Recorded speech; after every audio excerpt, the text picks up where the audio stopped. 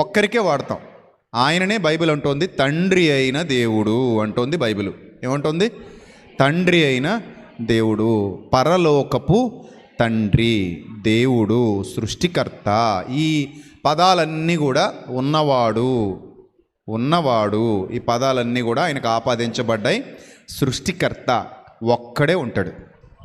గుర్తుపెట్టుకోండి, తండ్రి ఒక్కడే. మనకు తండ్రి ఒక్కడే అని చెప్తోంది బైబిల్. మనకు తండ్రి ఒక్కడే. సృష్టికర్త, creator. He is the creator, one and only creator. అందుకే ఆ సృష్టికర్త ద్వారానే సమస్తము సృజింపబడిందట. మీరు బైబిల్ గ్రంథం చదువుతున్నప్పుడు ప్రారంభంలోనే ఆదికాండం 1వ అధ్యాయం 1వ వచనం ఏమనుంది చూడండి. ఆదికాండం 1వ అధ్యాయం 1వ వచనం చదవండి. ఏమనుంది అక్కడ? ఆది యందు దేవుడు భూమి ఆకాశాలను సృజించాడు అనుంది. అంటే భూమిని ఆకాశాన్ని ఆదిలోనే ఒక ఆయన సృజించాడు. ఆయనే తండ్రి. ఆయన ఎవరు? తండ్రి. ఆయన ద్వారా సమస్తము ఏమైంది? సృజింపబడింది, కలుగజేయబడింది. God created everything from nothing అంటాడు. అంటే ఆయన ఉన్న వాటిని లేని వాటిని ఉన్నట్టుగా పిలుచువాడు అని రోమాపత్రికలో కూడా గ్రంథకర్త చెప్తాడు. లేని వాటిని ఎలా పిలుస్తాడట? ఉన్నట్టుగా పిలుస్తాడట. God created everything from nothing. అంటే ఏమీ లేని స్థితిలో నుంచి సమస్తాన్ని ఉద్భవింపజేయగలవాడు, సృజింపగల సమర్థుడు, సృష్టికర్త ఒక్కడైన కన్న తండ్రి, పరలోకపు తండ్రి. This is the ultimate knowledge, basic knowledge, fundamental knowledge. This is the base. ఈ బేస్ మీద నువ్వు నిలబడి ఉండాలి. You have to stand this base always. ఎప్పటికీ ఇదే బేస్ మీద స్టాండ్ అయి ఉండాలి, నిలబడి ఉండాలి. బేస్ మారకూడదు. కలిగి ఉన్నదేది ఆయన లేకుండా కలగలేదు. ఆది యందు వాక్యం ఉండెను, వాక్యము దేవుని యొద్ద ఉండెను, వాక్యము దేవుడై ఉండెను. ఆ వాక్యము శరీరధారిగా కృపా సత్య సంపూర్ణుడుగా మన మధ్య నివసించెను. కలిగి ఉన్నదేది ఆయన లేకుండా కలగలేదు. ఇది ఫండమెంటల్ నాలెడ్జ్. ఇది మారదు. నిన్ను ఎవరికన్నారు? మా నాన్నగన్నారు. నీకు యజమానుడు ఎవరు? మా నాన్న. నీ తండ్రి ఎవరు? మా నాన్న. భూమి మీద అలాంటి పదప్రయోగం చేస్తావు, ఆత్మ సంబంధంగా కూడా అలాంటి పదప్రయోగం చేస్తావు. ఆత్మలకు తండ్రి అయిన దేవుడు సృష్టికర్త. కర్త ఒక్కడైన తండ్రి, ఒక్కడే దేవుడు, ఒక్కడే తండ్రి, ఒక్కడే పరమాత్ముడు. ఆ తండ్రి వలననే సమస్తము కలిగింది. ఆ తండ్రి లేకపోతే ఏదీ లేదు. There is nothing. ఏంటట? దేవుడు లేకపోతే దేవుని ఎగ్జిస్టెన్స్, దేవుని యొక్క సామర్థ్యం నిన్ను నన్ను ఉద్భవించేలా చేసింది. నువ్వు నేను కలిగేలా చేసింది. నువ్వు నేను కనబడేలా చేసింది. ఈరోజు నీకు నాకు కూడా ఒక ఉనికిని కలుగజేసింది. అది దేవుని శక్తి. ఇది అందరూ గుర్తుపెట్టేసుకోండి. 5వ అధ్యాయం 1-2 వచనాలు కూడా చూద్దాం. అదే ఆదికాండం 5వ అధ్యాయం 1-2 వచనాలు కూడా చూద్దాం. దేవుడు ఆదామును సృజించిన దినమున నా దేవుని పోలికగా అతన్ని చేశాను, మగవానిగాను ఆడుదానిగాను వారిని సృజించి, వారు సృజించబడిన దినమున వారిని ఆశీర్వదించి వారికి నరులని పేరు పెట్టెను. ఇద్దరిని సృష్టించింది ఎవరట? సృష్టికర్త. సృష్టించడం అంటే మీరు సింపుల్గా చదివేసుకోకుండా, చాలా కష్టం. సింపుల్ అది. సృష్టించడం సింపులా? మ్యాజిక్ ఏంటది? మ్యాజిక్ చేసేవాళ్ళు కూడా ఉన్నదాన్నే దాచి మ్యాజిక్ చేస్తారు. మ్యాజిక్ ఎలా చేస్తారు? కొత్తదాన్ని తీసుకురారు, ఉన్నదాన్ని ఏం చేస్తారు? దాచేస్తారు, కనబడకుండా చేస్తారు. ఉన్నదాన్ని మీకు కనబడకుండా దాచి కొత్తది సృష్టించినట్టుగా మ్యాజిక్ చేసేవాడు మెజిషియన్. కోట్లో పెట్టుకుంటాడు, చేతిలో పెట్టుకుంటాడు, జేబులో పెట్టుకుంటాడు, ఎక్కడో తొక్కని దాస్తుంటాడు, కర్చీఫ్ కింద దాస్తాడు, ఇంకోటి ఏదో చేస్తాడు. అందుకే దాన్ని ఏమన్నారు? మ్యాజిక్ అన్నారు. మెజిషియన్ మ్యాజిక్ చేస్తాడు. అంటే ఉన్నదాన్ని దాచేసి కొత్తది తెచ్చినట్టుగా నిన్ను భ్రమకు గురి చేస్తాడు. కానీ అతను తెచ్చింది కూడా ఆల్రెడీ ఉన్నదే తెచ్చాడు. ఇన్ ద సేమ్ సెన్స్ దేవుడు కూడా అలాంటి వాడే అని నువ్వు అనుకుంటే పొరపాటు. అర్థమైందా? అలాగే ఇప్పుడు అనుకోకు. దేవుడు కొత్తది సృష్టించగలడు, అందుకే దేవుడు అయ్యాడు. కొత్తది తయారు చేయగలడు, అందుకే దేవుడు అయ్యాడు. ముడి పదార్థం కావాలా? అక్కర్లేదు ఆయనకి. నువ్వు వంకాయ కూర వండాలంటే ఖచ్చితంగా నీకు వంకాయ కావాలి. వంకాయ లేకుండా నువ్వు వంకాయ కూర వండలేవు. అవుతుందా? వంకాయలు లేవు, నువ్వు కొత్తగా వంకాయని సృష్టించి వంకాయ కూర వండాలి. పండించి కాదు సుమా. పండించి అంటే మళ్ళీ అది వేరే రూట్లోకి వెళ్ళిపోద్ది. పండించి కాదు, ఏం చేసి సృష్టించి వంకాయ కూర వండాలన్నావు అనుకోండి. సృష్టించడం అంటే నీ వల్ల కాదు. నువ్వు ఎక్కడ కూర్చొని వంకాయ సృష్టించి చూద్దాం. అక్కడే కూర్చోవాలి. కుర్చీలోంచి కదలకూడదు. వంకాయ సృష్టించాలి. అవుతుందా? అవదు కదా. వంకాయ సృష్టించలేనప్పుడు వంకాయ కూర వండగలమా? వండలేం కదా. అలాగే దేవుడిని కానీ ఇలా ప్రశ్నించావు అనుకోండి, ఇదిగో నువ్వు సృష్టించి తయారు చేయాలంటే ఆయన ఎక్కడుంటే అక్కడే దేని చేయగలడు? మాట వలన కలిగించాడు ఆయన. సో వంకాయ కావాలంటే ఆ వంకాయను సృష్టించగలిగే సామర్థ్యం ఎవరి దగ్గర ఉంది? దేవుడి దగ్గర ఉంది. దేవునికి ఆ శక్తి ఉంది, దేవునికి ఆ సామర్థ్యం ఉంది. అందుకని మీరు ఎవరూ డౌట్ పడక్కర్లేదు, మీరెవరూ భయపడక్కర్లేదు. సృష్టికర్తను ధైర్యంగా అంగీకరించండి. సృష్టికర్త ఉన్నాడని ఆయన యొద్దకు వచ్చి వారికి మేలు చేయు వాడని మనం ఏం చేయాలట? నమ్మవలెను కదా అంటాడు.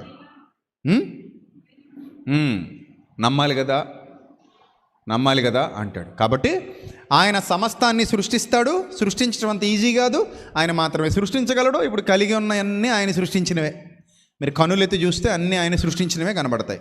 ఇప్పుడు ఇంకొకడు లేడు, ఇంకెవడు అలా చేయలేడు. అది గుర్తుపెట్టేసుకోండి, బండ గుర్తు. ఇంకొకడు లేడు, ఇంకొకడు చేయలేడు, ఇంకొకడి వల్ల అది సాధ్యం కాదు. సమస్తానికి మూలం ఎవరట?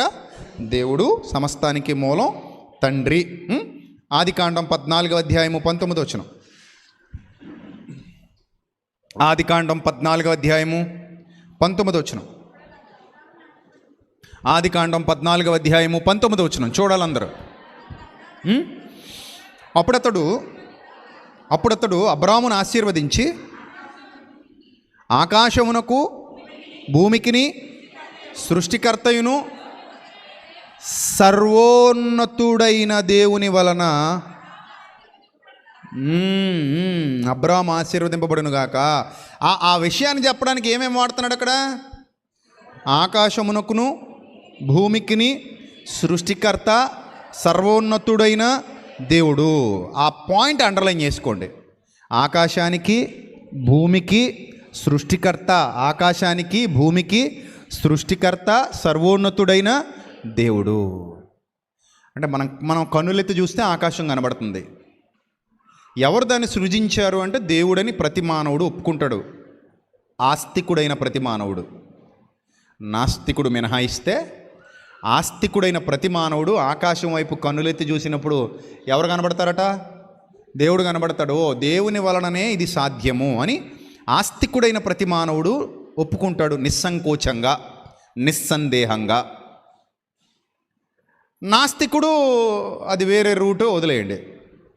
భూమిని చూసినప్పుడు, ఈ భూమండలం అంతటినీ చూసినప్పుడు, పండుతున్న పంటల్ని చూసినప్పుడు ఆస్తికుడైన ప్రతి ఒక్కరూ ఒప్పుకుంటారు, ఎస్ దీనికి సృష్టికర్త ఎవరు? దేవుడు. భూమికి సృష్టికర్త దేవుడు, ఆకాశానికి సృష్టికర్త దేవుడు. అదే విషయాన్ని ఇక్కడ ఆదికాండం 14వ అధ్యాయం 19వ వచనంలో చాలా స్పష్టంగా భక్తుడు చెబుతున్నాడు. అబ్రాహామును ఆశీర్వదించింది ఆకాశానికి భూమికి సృష్టికర్త, వన్ అండ్ ఓన్లీ గాడ్. ఆయన తప్ప రీప్లేస్ చేయడానికి వేరొకడు లేడు. తండ్రి అయిన దేవుడు ఒక్కడే అనే విషయాన్ని ఇక్కడ స్పష్టీకరిస్తున్నాడు. జాగ్రత్తగా అర్థం చేసుకోవాలి. ఇక మరికొన్ని రెఫరెన్సెస్ చూద్దాం. యోనా గ్రంథం 1వ అధ్యాయము, యోనా 1వ అధ్యాయము 9వ వచనం చదువుదాం ఒకసారి. యోనా గ్రంథం 1వ అధ్యాయము 9వ వచనం.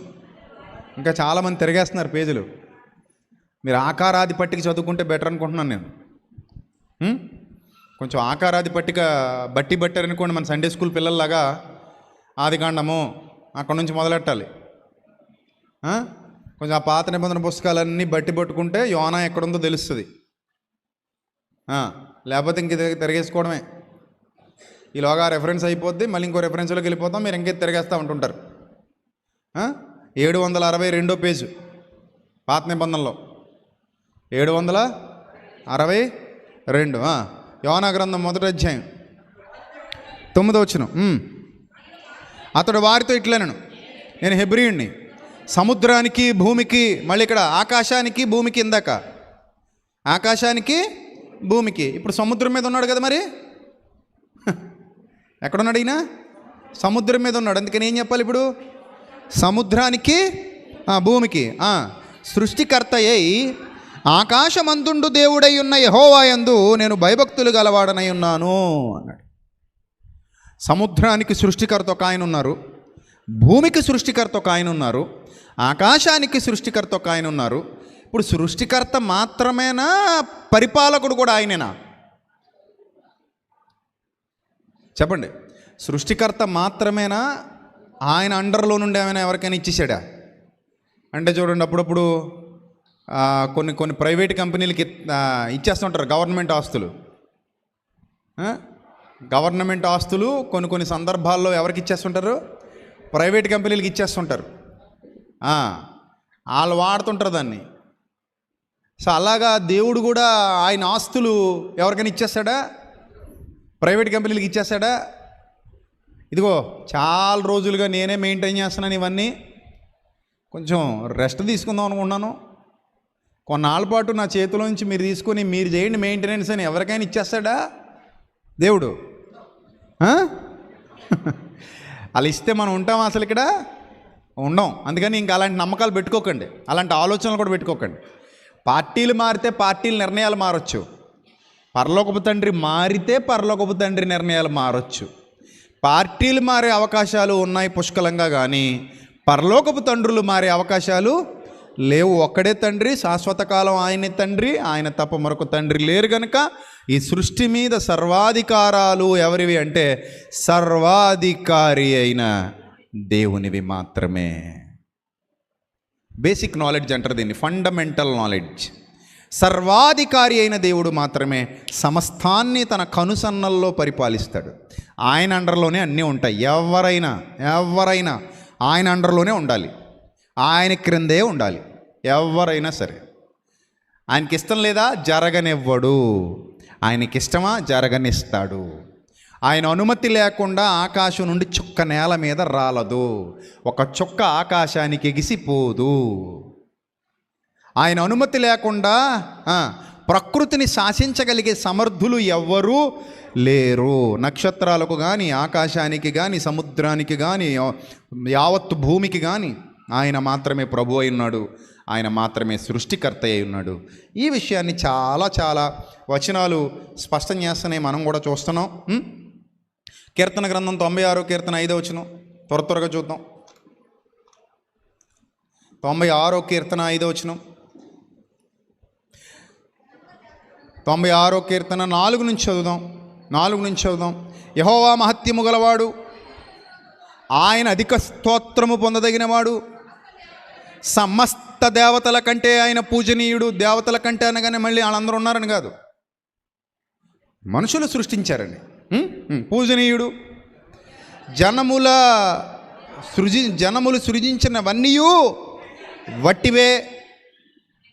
నెక్స్ట్, యెహోవా ఆకాశ విశాలమును సృజించినవాడు. అంటే వారి వల్ల ఎవరు సృజించలేదట ఆకాశ విశాలని. ఎవరు సృజించారట?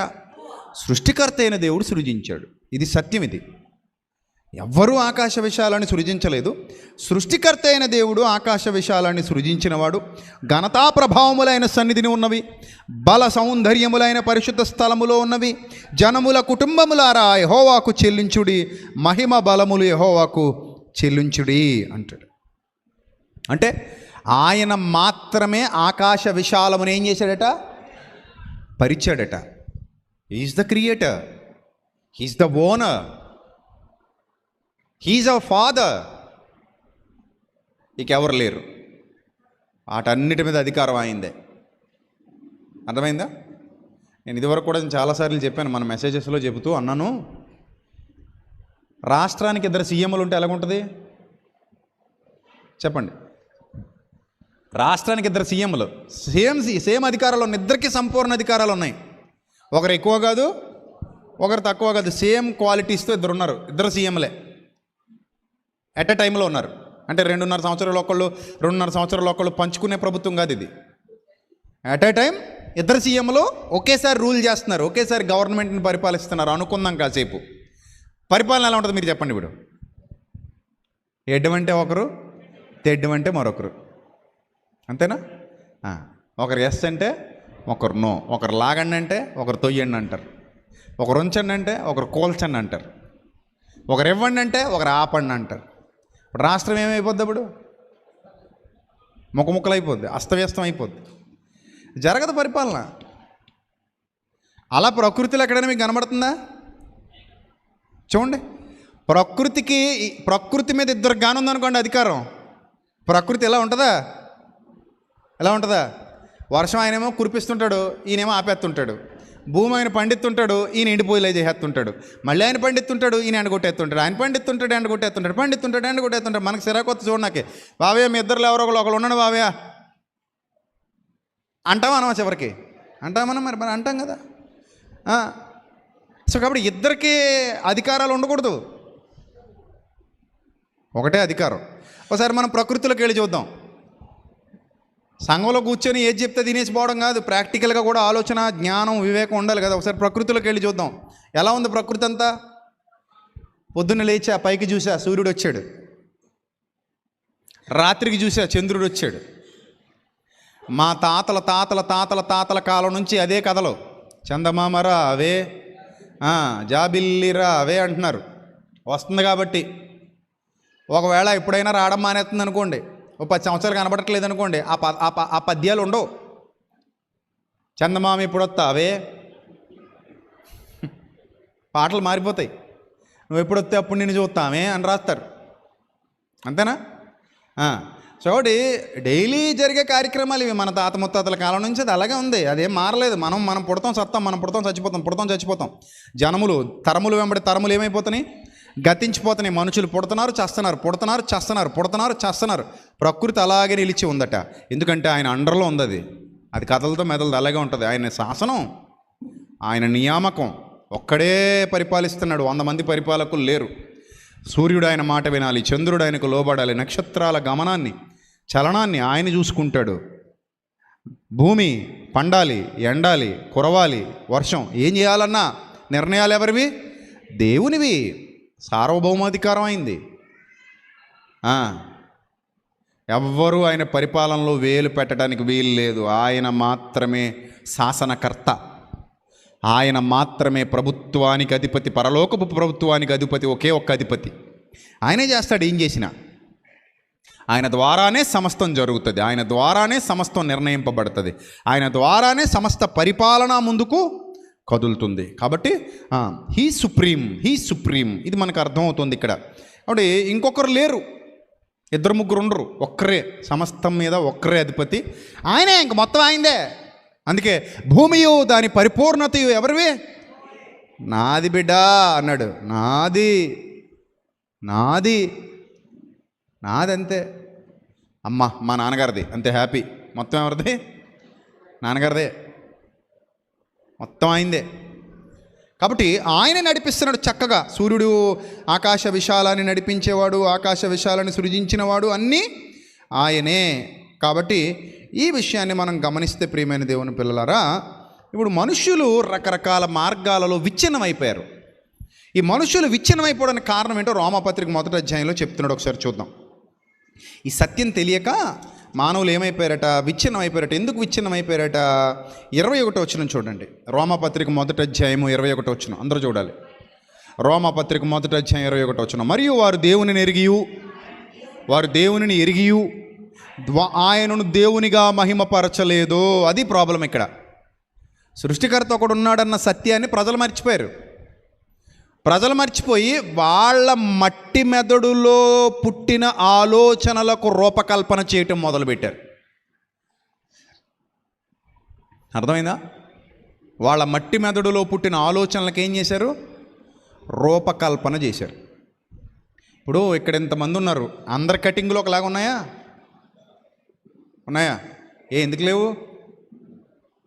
ఎందుకు లేవు చెప్పండి. ఎవరికి నచ్చినట్టుగా వాళ్ళు కటింగ్ చేయించుకున్నారు. బార్బర్ షాప్కి వెళ్తారు, బాబు నాకు ఇదిగో ఇలా కావాలి అని చెప్తారు. ఈ మధ్య బార్బర్ షాపుల్లో కూడా మొత్తం ఫోటోలు, నా చిన్నప్పటి నుంచి ఉండే ఫోటోలు ఇప్పుడు ఇంకా మొత్తానికి నీ తలకాయకి సెట్ అయ్యేలాగా పెడుతున్నారు. అంటే ఈ తల ఉన్న చోట కట్ చేస్తాడు, అది తెచ్చి నీ ముఖానికి పెట్టి అద్దంలో చూపిస్తాడు అనమాట. ఈ కటింగ్ వేయమంటావా, ఈ కటింగ్ వేయమంటావా, ఈ కటింగ్ వేయమంటావా, 3-4 మారుస్తాడు. ఆడవాళ్ళకు కూడా ఇలా షేప్ ఉంటుంది, ఇలాగా ఈ జుట్టు ఉన్న బొమ్మ ఉంటుంది, మధ్యలో ఖాళీగా ఉంటుంది. ఆ ఖాళీ తెచ్చి నీ ముఖానికి కడతాడు. సిటీస్లోకి వెళ్ళిపోతే ఇలా దోమంటావా, ఈ రంగు వేయమంటావా, అలా దోమంటావా అని ఆడవాళ్ళకు కూడా మగవాళ్ళకు కూడా. అంటే దాని అర్థం ఏంటి? ఎవరికి నచ్చిన కటింగ్ వాళ్ళు వేయించుకుంటారు. వాళ్ళ మనసులో పుట్టాలి అది. నాకు డెప్ కటింగ్ కావాలి వేసేయి, నాకు మిలిటరీ కావాలి వేసేయి, నాకు గిన్నెకోడి కావాలి వేసేయి, ఇంకెలా కావాలంటే అలాగా, నాకు అరగుండు కావాలి గీసేయి, అంతే కదా. లేకపోతే నాకు ఇలా పొడుగ్గా జొలపాలు కావాలి వేసుకో, ఎలా కావాలంటే అలాగా. సో అంటే ఎవరికి నచ్చిన వాళ్ళ బుర్రలో పుట్టిన దానికి రూపకల్పన. అదేవిధంగా మానవులు కూడా ప్రారంభం నుండి ఏం చేసుకుంటూ వచ్చారంటే, ఇక్కడ చెప్తున్నాడు అదే, వారి అవివేక హృదయము అంధకారమయమాయెను. అర్థమైందా? వాళ్ళు చేసిన రూపకల్పన ఏదైతే ఉందో అంధకార హృదయంలో నుండి వచ్చింది అది అని చెప్తున్నాడు ఇక్కడ పరిశుద్ధాత్ముడు. అది అంధకార హృదయంలో నుంచి వచ్చిన ఆలోచన అది. వారి అవివేక హృదయం ఏమైంది? అంధకారమాయను. తాము జ్ఞానులమగు అని చెప్పుకొనుచు బుద్ధిహీనులైరి. జ్ఞానులని చెప్పుకుంటూ ఏమయ్యారు? అది బుద్ధిహీనతది. నెక్స్ట్ 23 వచనం. వారు క్షయత లేని నాశనము లేని దేవుడు, శక్తిగల దేవుడు, వారు అక్షయుడగు దేవుని మహిమను, క్షయము అంటే నాశనమయ్యేది, క్షయము అంటే ఏమయ్యేది? నాశనము, క్షయము అంటే నాశనమయ్యేది. అక్షయుడగు దేవుని మహిమను క్షయమగు మనుష్యుల యొక్కయు, పక్షుల యొక్కయు, చతుష్పాద జంతువుల యొక్కయు, పురుగుల యొక్కయు ప్రతిమా స్వరూపముగా మార్చిరి. ఎవరు మార్చింది? మనుషులు మార్చింది. ఎవరట ఇక్కడ? అజ్ఞానులైన బుద్ధిహీనులైన మనుష్యుల తలంపులలో నుండి వచ్చాయి. ఎన్ని రకాలుగా మార్చారంటున్నాడు ఇక్కడ? మనుష్యుల యొక్కయు, పక్షుల యొక్కయు, చతుష్పాద అంటే 4 కాళ్ళ జంతువుల యొక్కయు, పురుగుల యొక్కయు ప్రతిమా స్వరూపముగా మార్చిరి. దేన్నంటే దేవుని మహిమను. అక్కడ దాకా దిగజార్చింది ఎవరు అంటే మానవులు దిగజార్చారు. అది మానవుడు చేసిన తప్పు తప్ప మరోటి కాదు. మానవుని ఆలోచనల్లో పుట్టిన అజ్ఞానం అది, మానవుని హృదయంలో ఏర్పడిన అంధకారం అది, మానవుని జీవితంలో కనబడుతున్నటువంటి అంధకారం అది. ఆ అంధకారాన్ని బేస్ చేసుకుని మానవుడు తప్పుదారి పట్టాడు అనే సత్యాన్ని ఇక్కడ సృష్టికర్త చాలా స్పష్టంగా వ్రాయించారు. ఈ జబ్బు మెసొపొటేమియా కాలం నుంచి ఇశ్రాయేలీల్లో కూడా వచ్చింది. ఇశ్రాయేలీలు కూడా అదే జబ్బుతో బాధపడ్డారు. సో బేసిక్ నాలెడ్జ్ అయితే ఎప్పటికీ మర్చిపోకూడదు. సృష్టి మీద సర్వాధికారాలు సృష్టికర్తకే ఉంటాయి, దాన్ని ఎవరు ఆక్యుపై చేయలేరు. మీ ఇంటికి యజమాని ఎవరు? మా ఇంటికి యజమాని నేనే అన్నవాళ్ళు చేయొద్దండి, అటు చూడకండి. మా ఇంటికి యజమాని నేనే అన్నవాళ్ళు చేయెత్తాలి. నేనే సుప్రీం. మా ఇంటికి నిర్ణయాలు ఏం తీసుకోవాలన్నా నేనే అన్నవాళ్ళు చేయెత్తాలి. మీరు మా ఇంట్లో అన్ని నిర్ణయాలు నావే అన్నవాళ్ళు ఎత్తరే, భయపడకండి, ఏం పర్లేదు. సో మొత్తం మీద ఎవరో ఒకరికైతే ఉన్నాయిగా, ఉన్నాయా లేవా? ఎవరో ఒకరికి, ఆడైనా మగైనా ఎవరైతే ఏంటి యవశ మొత్తం నావే అన్నవాళ్ళు ఎవరో ఒకరు ఉంటారు. ఉండరా? ఉంటే నువ్వు ఉండాలి, లేకపోతే మొత్తం మీద ఎవరో ఒకరు ఉండాలి. ఉంటే బాలైనా ఉండాలి, లేకపోతే పరిమళైనా అయి ఉండాలి. మొత్తం మీద ఇద్దరులో ఎవరో ఒకరు ఏం చేయాలి? చేయెత్తాలి. అలాగే పరిమళ చేయెత్తింది. సో మొత్తం మీద ఎవరో ఒకరు ఇంటికి ఎవరున్నారు చెప్పండి? ఎవరున్నారు? యజమాని ఉన్నారుగా. ఒక్కరే ఉన్నారుగా యజమాని. అలాగే సృష్టికి కూడా ఒక యజమాని ఉన్నారు. ఆయన తండ్రి, ఆయన దేవుడు. సమస్తము ఆయన కనుసన్నల్లో నడుస్తున్నాయి. సమస్తము ఆయన పరిపాలన క్రింద ఉన్నాయి. సమస్తము ఆయన చిత్తానుసారంగా జరుగుతున్నాయి. ఆయన చిత్తమునకు వ్యతిరేకంగా ఏది జరగజాలదు, జరగవీలు లేదు, జరగటానికి అనుమతి లేదు. అనుమతి లేదు అసలు, అనుమతి లేదు అసలు. అంతే. ఇప్పుడు నేను ఉన్నాను, నేనే నాయకుడిని, నేనే యజమానిని అయినప్పుడు నా చిత్తానుసారంగానే నా ఇంట్లో జరగాలి. మళ్ళీ నా మాటకు వ్యతిరేకంగా జరగడానికి నేను అనుమతి ఇవ్వాలి. నేను అనుమతి ఇవ్వకుండా నా ఇంట్లో వ్యతిరేకంగా జరగడానికి వీలు లేదు. నాకు వ్యతిరేకంగా జరగడానికి వీలు లేదు. నేను ఏది చెప్తే జరగాలి, ఎందుకంటే నేను యజమానిగా ఉన్నంతకాలం అదే జరగాలి. ఇప్పుడు దేవుడు యజమాని కాబట్టి దేవుని చిత్తానుసారంగా సమస్తం జరగాలి. అదే ఇక్కడ భక్తులు చెబుతున్నారు. మరొకరు వచ్చి మనల్ని ఏదో పాడు చేస్తారని కానీ, మరొకరు వచ్చి మనల్ని ఏదో హామ్ చేస్తారని కానీ, మరొకరు వచ్చి మనల్ని ఏదో ఎఫెక్ట్ చేస్తారని కానీ ఇప్పుడు అనుకోకండి. ఇప్పుడు మీరు ఒక ప్రశ్న అడుగుచున్నాను, అనయ్య అంతా బాగానే ఉంది, దేవుడు సమస్తానికి సృష్టికర్త కదా, మరి సాతానుని ఎందుకు అనుమతించినట్టు? అక్కడే లాక్ చేసేస్తే ఇంకేం లేదు కదా, హ్యాపీ కదా అనొచ్చు. దైవ నిర్ణయాలు ఎలా ఉంటాయో మానవుడికి అంత ఈజీగా అర్థం కావు. గుర్తుపెట్టుకోండి, ఒక్కడే సృష్టికర్త అయితే ఈ సృష్టికర్తలో నుండి చెడు వస్తుందా?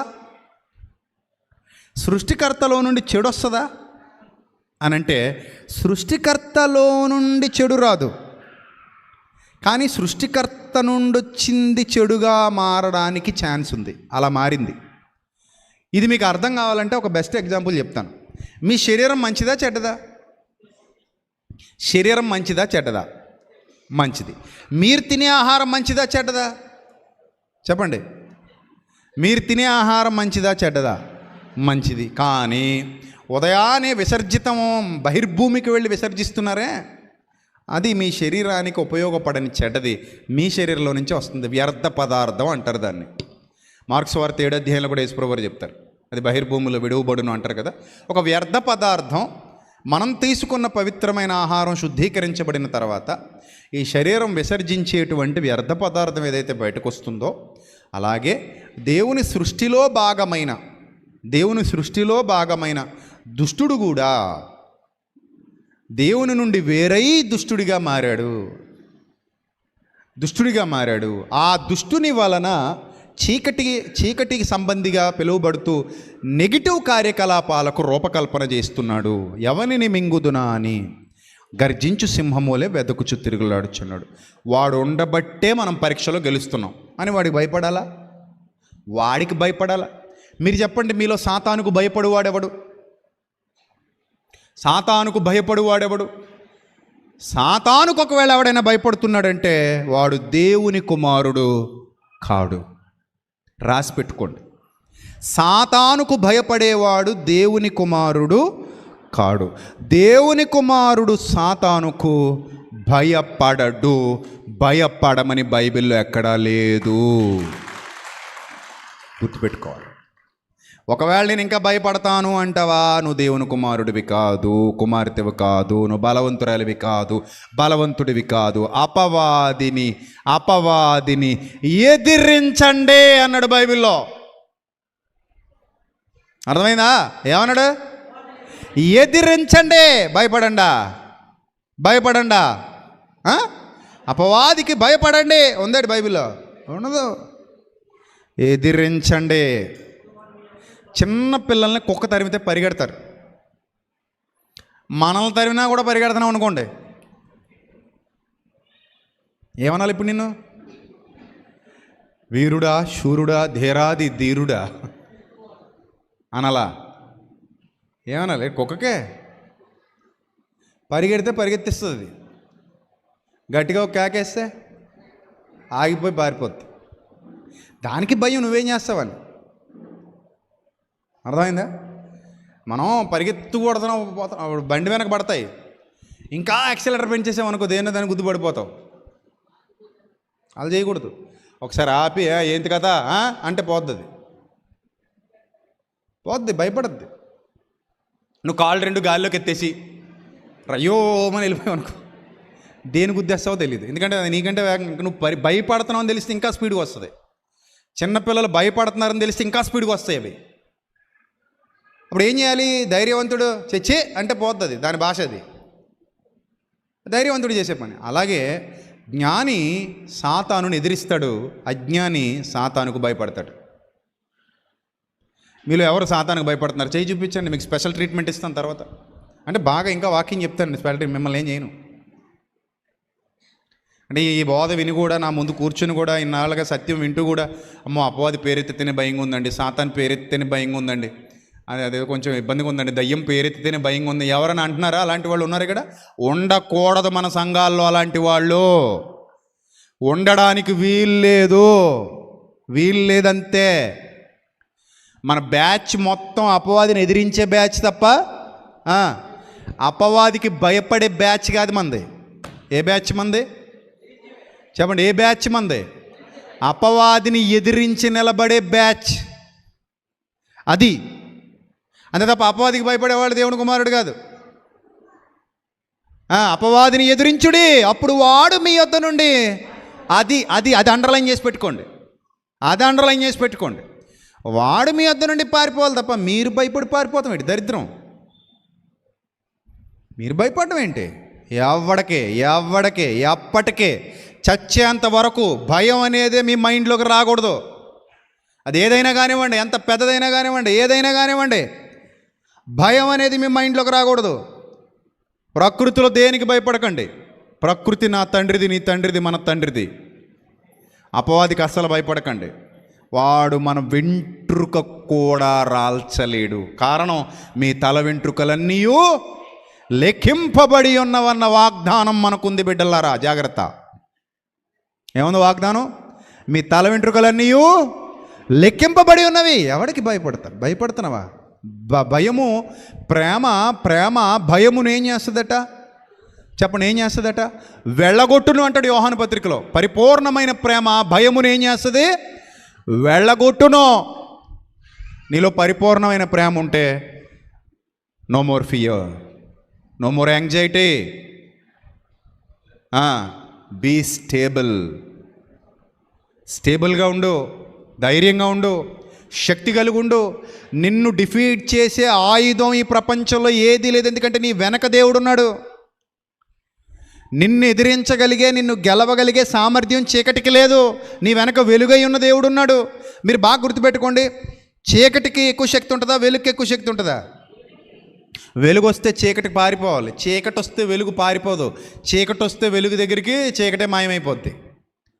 అదే సామెత చెప్తారు కదా, ఇది వెళ్ళి దాని మీద పడినా, అది వచ్చి దీని మీద పడినా దీనికే లాస్ అంటారు కదా. అలాగా వెలుగు వచ్చి చీకటి మీద పడినా, చీకటి వచ్చి వెలుగు మీద పడినా ఎవరికి నష్టం? చీకటిగా నష్టం. అలాగా సాతాను దేవుని చెంతకొచ్చినా, దేవుడు సాతాను చెంతకొచ్చినా సాతానికే నష్టం. అపవాదిని ఎదిరించండి, భయపడకండి. ఏ నెగిటివిటీ నీ కళ్ళ ముందుకు వచ్చినా సరే ఎదిరించు, ధైర్యంగా నిలబడు, భయపడొద్దు. భయపడడానికి ఏం లేదు అక్కడ, అసలు ఏం లేదు అక్కడ. అపవాది దగ్గరే ఏమీ లేదని చెప్తున్నాను నేను.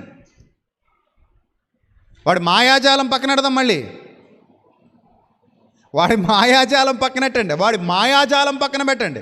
నేను చెబుతున్నది అపవాది దగ్గరే ఏమీ లేదు. అపవాదికి అసలు భయపడకండి, అపవాదిని అసలు పట్టించుకోకండి, సాతాన్ని అసలు పట్టించుకోకండి. వాడు ఏం చేయలేడు మనల్ని. నువ్వు వాక్యంతో శక్తిగా నిలబడు. ఆపద్దినమందు వానిని ఎదిరించినట్లు సర్వాంగ కవచమును, దేవుడిచ్చి సర్వాంగ కవచమును ధరించుకోండి. ఎవడు దేవుడిచ్చి సర్వాంగ కవచాన్ని ధరించుకుంటాడో వాడు ఆపద్దినమును అపవాదిని ఏం చేస్తాడు? ఎదిరిస్తాడు, పోరాడతాడు.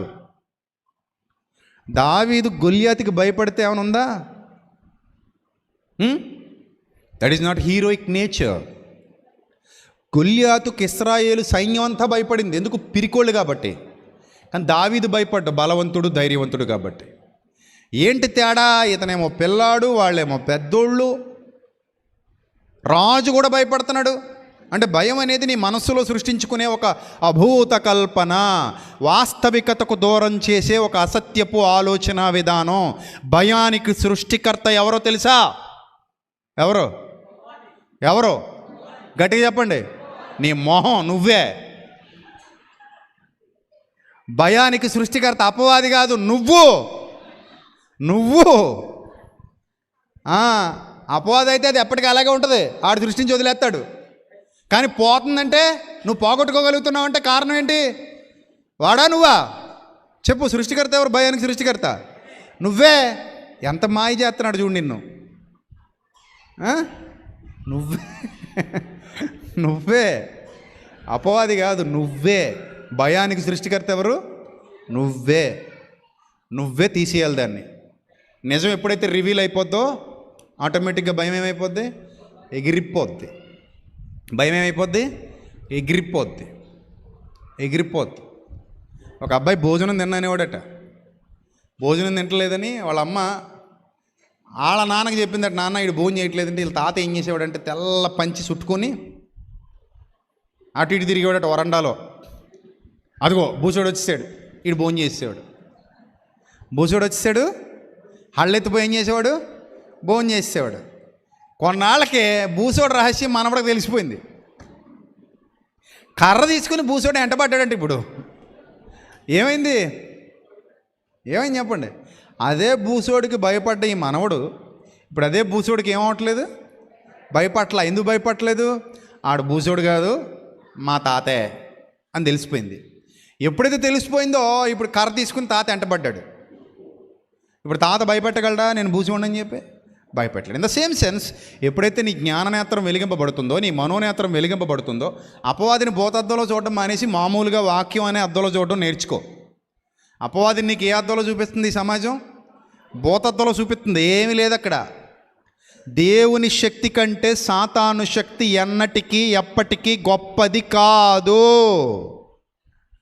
యోబును టచ్ చేయడానికి కూడా ఎవరు పర్మిషన్ అడగడానికి వెళ్ళాడు? దేవుని పర్మిషన్ అడుక్కొని, నువ్వు కంచె వేసావు అంటే నువ్వు కంచేస్తే నేను వెళ్ళలేననేగా. వెళ్ళగలనా? చెప్పండి, మీరు చెప్పండి. కంచేస్తే నేను వెళ్ళగలనా వెళ్ళలేనా? వెళ్ళలేనని. కంచె వేసావు అంటే అర్థమేంటి? నేను అందులోకి ఎంటర్ కూడా అవ్వలేను. నువ్వు దేవుడిని నమ్ముకున్నావు, దెయ్యాన్ని నమ్ముకున్నావు? దెయ్యానికి భయపడడానికి. దేవుడిని నమ్ముకున్నా దెయ్యానికి భయపడతావు, దరిద్రం కాకపోతే. నువ్వు దేవుడిని నమ్ముకున్నావు, దెయ్యాన్ని నమ్ముకున్నావా? దేవుడినేగా. మరి ఎవరో భయపడాలి? నువ్వు దేవుడు గొప్పదా దెయ్యం గొప్పదా? దేవుడేగా. ఇక్కడ భయం నీకు? దేనికి భయం? కంచేసాడు, కంచేస్తే వెళ్ళలేడాడు. వెళ్ళలేకే వెళ్ళి అడుక్కుంటున్నాడు, వెళ్ళి రిక్వెస్ట్ పెట్టుకున్నాడు, బాబయ్య నేను యోబుని శోధించి విశ్వాస భ్రష్టుని చేస్తా, బట్ గివ్ మీ పర్మిషన్ ఇస్తే చేస్తా. అంటే నువ్వు కంచేసావు కదా, తీసేయి. నువ్వు కంచె తీసేస్తే ఎంటర్ అవుతా.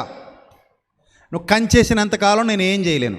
సరే కంచె తీస్తాను కానీ ప్రాణం కానీ ముట్టుకున్న పచ్చడైపోతావు బిడ్డ అని చెప్పాడు. పచ్చడైపోతావు, జాగ్రత్త. అయ్యి బాబాయ్, మీ అనుమతి లేకుండా ప్రాణాలు ముట్టుకోవడమే.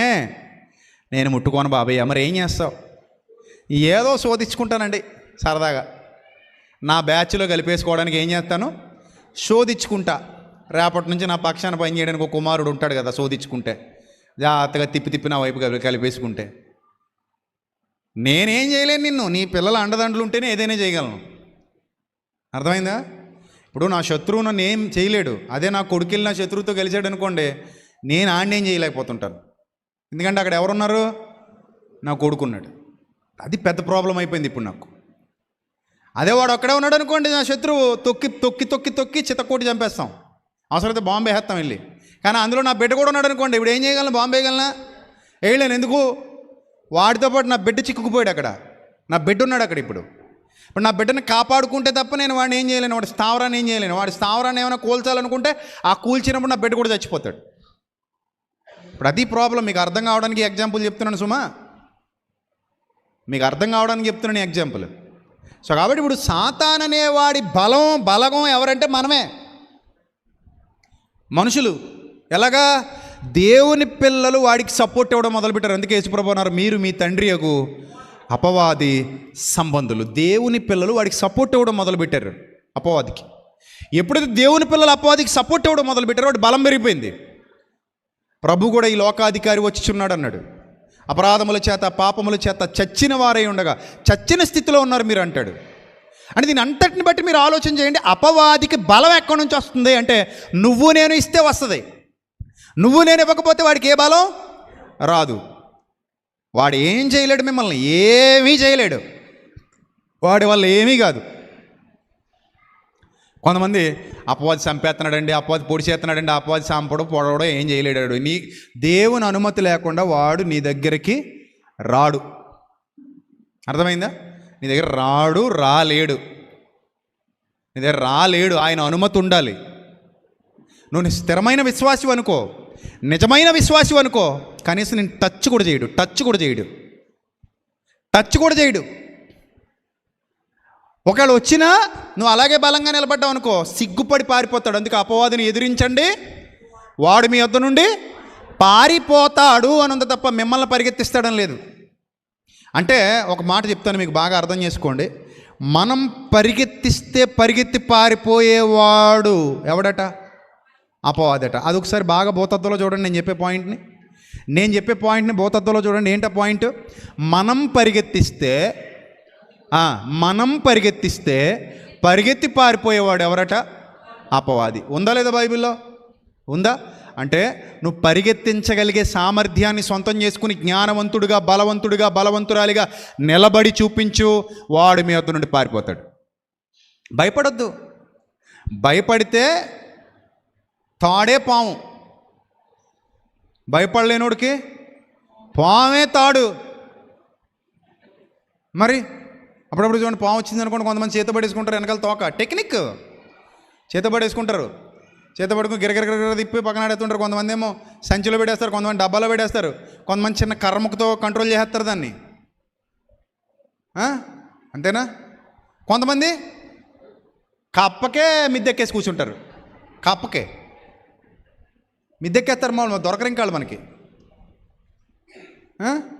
అది నీ పర్సెప్షన్, నీ బుర్రకాయలో ఉంది అంతాను. చెత్త అంతా బుర్రకాయలో పెట్టేసుకుంటే బలహీనత నీ బుర్రలోనే ఉంది, బలం నీ బుర్రలోనే ఉంది, ధైర్యం నీ బుర్రలోనే ఉంది, పిరికితనం నీ తలకాయలోనే ఉంది. నీ తలకాయలో ఉన్న దాన్ని బట్టి మొత్తం పర్సెప్షన్ మారిపోద్ది. కాబట్టి భయపడొద్దు అని బైబిల్ చెప్తుంటే భయపడు అని నీకు ఎవడో నేర్పిస్తుంటే అది తప్పది. భయపడొద్దు, అంతే. భయపడొద్దు. అపవాదికి భయపడొద్దు. వాడు మన ముందెందుకు పనికిరాడు. నువ్వు వాడి తంత్రాలు తెలుసుకున్నావా? ఆట నువ్వు ఆడిస్తావు, వాడు ఆడించడు. శత్రువు యొక్క తంత్రం తెలుసుకుంటే శత్రువును నువ్వేం చేయగలవు? ఆట ఆడించగలవు. గొలియాతు దావీదును జయించలేడు, దావీదే గొలియాతుని జయించాడు. కానీ అన్ని రోజులు అంతమందిని ఎందుకు నిలబెట్టేశాడంటే వాళ్ళకి గొలియాతుని ఎలా ఎదుర్కోవాలో తెలీదు. రెండోది, ఆకారాన్ని చూసి వెళ్ళిపోయారు. వచ్చి తొడగొట్టి వెళ్ళిపోతున్నాడు. ఇంత కత్తి ఉందట, ఆ కత్తి అంతా వీళ్ళు ఉన్నారట. ఆ గొలియాతు కత్తి అంతా ఎవరున్నారు? ఇశ్రాయేల్లో వీరులు ఉన్నారు. ఆడు బాగా ఆజానుబాహుళ్లా కనబడుతున్నాడు.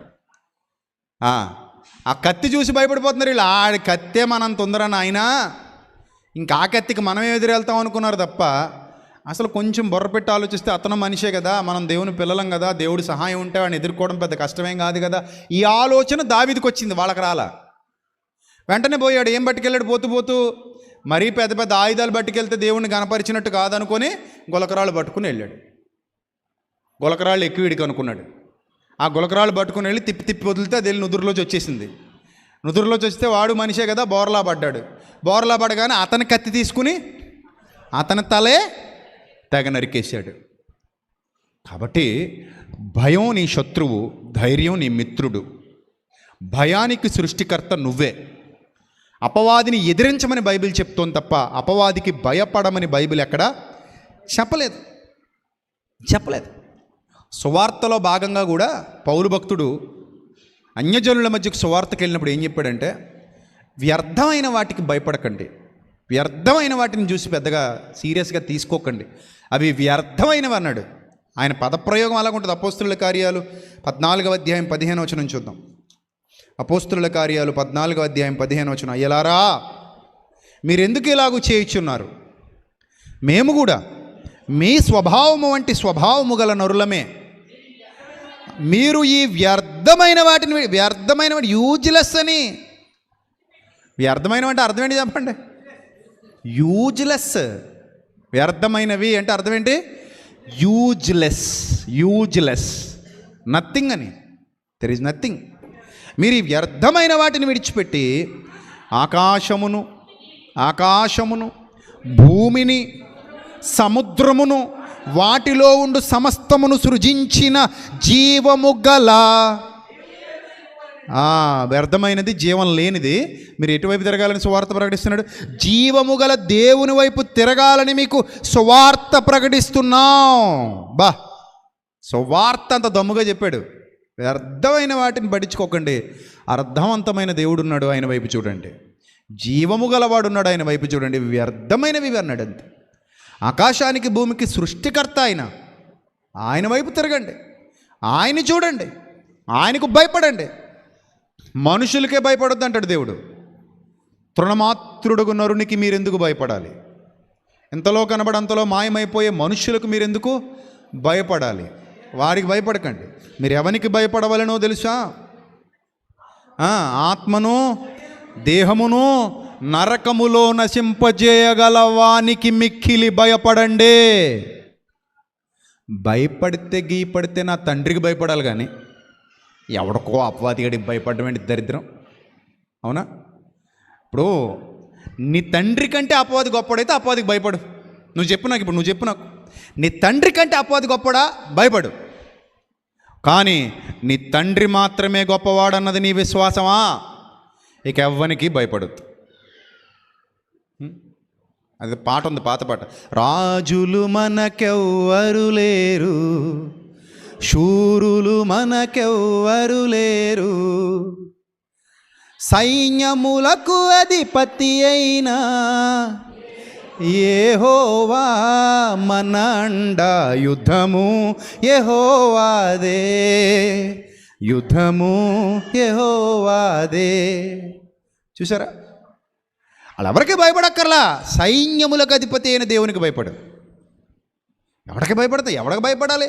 ఎవడికి భయపడదు, ఎవడికి భయపడదు. భయము ఎవరి పట్ల వద్దు, భక్తి ఎవరి పట్ల వద్దు. ఒక తండ్రి వద్దే భయము ఉండాలి, ఒక తండ్రి వద్దే భక్తి ఉండాలి. మిగిలిన ఆల్ బూటకం, దేన్ని పట్టించుకో, మిగిలిన దేనికి భయపడకు. ఇది నా హృదయంలో ఉన్న విశ్వాసం, అది మీకు నేర్పిస్తున్నాను. నేను బలవంతుణ్ణి, మీరు కూడా నాలాగే బలవంతులుగా మారాలి. No more fears. భయాలొద్దు, దేనికి భయపడొద్దు. అసలు ఆ దురాత్మల సమూహానికే భయపడొద్దు. ఆకాశ మండలమందున్న దురాత్మల సమూహాలతో పౌలు భక్తుడు పోరాడా, పరిగెత్తాడా భయపడి? ఏమనుంది బైబిల్లో? మీరు ఏమంటే అదే తీసుకుంటాను నేను కూడా. చెప్పండి, మీరు చెప్పండి, మీ నోటితో చెప్పండి, వినాలని ఉంది నాకు. ఏమనుంది బైబిల్లో? చెప్పాలి గట్టిగా. మరి మీరేం చేస్తారు? పరిగెడతారా? వాళ్ళు పోరాడితే మనం పరిగెడదామా? వాళ్ళు పోరాడితే మనం భయపడదామా? వాళ్ళు పోరాడితే మనం వెనకడదామా? మరేం చేద్దాం? ఎక్కడ ఉండాలి? Fearless. No more fear. I'm a warrior. No more fear. You are a god's warrior. ఆ ఒక్క పాయింట్ నీకు అర్థమైతే ఫియర్ లేదు. వారియర్కి ఫియర్ ఉండదు. You are a warrior, spiritual warrior. You have a weapon. అద్భుతమైన ఆయుధాలు కలిగినటువంటి, కుడి ఎడమల గొప్ప ఆయుధాలు కలిగి పోరాడుతున్నటువంటి దేవుని బిడ్డవు నువ్వు. దేనికి భయపడాలి? చావుకే భయపడొద్దు అన్నాడు. ఇంకా సావు కంటే భయపెట్టేది ఏముంది చెప్పండి? మీరు చెప్పండి నాకు. సాధారణంగా మనుషులు దేనికి భయపడతారు? చావు అనగానే అమ్మమ్మ ఉనికిపోతుంటారు. చావా చావా చావు, మరణమా, అమ్మో మరణం మరణం. అసలు ఆ మరణాన్నే తీసవతల పడేశాడు. మరణాన్నే తీసవతల పడేశాడు. మీకు మరణం లేదు నాయన అన్నాడు. మరణం అంటే ఎక్కడది కాదు, ఇది ఎలాగో వస్తుంది, దాన్ని పట్టించుకోకండి. దాని వెనకుంది అసలుది. మనం దీని గురించి ఎక్కువ ఫీల్ అయిపోతుంటాం. దీనికంటే భయంకరమైన దీని వెనకుంది రెండో మరణం. అది దాన్నే తీసవతల పడేశాడు. దాన్నే తీసవతల పడేస్తే ఇంకా దేనికి భయపడతావు చెప్పు? దేనికి భయపడతావు? సాతానికి భయపడొద్దు. సాతాను మాయలకి మోసాలకి భయపడొద్దు. సాతాను తంత్రాలకి భయపడొద్దు. ఆడు మన దృష్టిలో పిల్లి లాంటోడు. నన్ను అడిగితే గాలోడు. నేను చాలా చులకనగా చూస్తాను. నా దృష్టిలో అపవాదికి అసలు విలువ లేదు. నా దృష్టిలో సాతానన్న పదానికి అసలు విలువే లేదు. ఒక క్రైస్తవ సువార్థికుడిగా, ఒక దేవుని సేవకుడిగా, ఒక రోషం కలిగిన దేవుని బిడ్డగా నేను మీ ఈరోజు సన్నిధిలో జీవవాక్యాన్ని చేత్తో పట్టుకు చెప్తున్నాను. అపవాదికి భయపడేవాడు దేవుని కుమారుడు కాడు. సంగమా, నువ్వు ఒకవేళ అపవాదికి భయపడుతున్నావా? నువ్వింకా సత్యంలో లేవు, నువ్వింకా రక్షణలో లేవు, నీకింకా పరిపూర్ణమైన విశ్వాసం లేదు. నీ పిచ్చి భయాలు తొలగించుకొని బలమైన స్థితిలోనికి ఎదగకపోతే నాశనమే నీ అంతం. వాడు వట్టివాడు, మనల్ని ఏమీ చేయలేడు. అసలు ద్వితీయోపదేశకాండంలో అనుకుంటాను ఎంత చక్కటి వివరణ ఇస్తాడంటే, 32వ అధ్యాయం 3వ వచనం చూద్దామండి. ద్వితీయోపదేశకాండం 32:3. ఆ రోజుల్లోనే ఈ జ్ఞానం అర్థం కాలేదు వాళ్ళకి. భక్తులకి ప్రవక్తలకు అర్థమైంది కానీ సాధారణమైన ఇశ్రాయేలు ప్రజలకు అర్థం కాలేదు.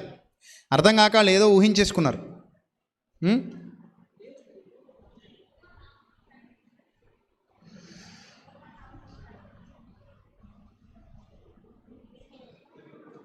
32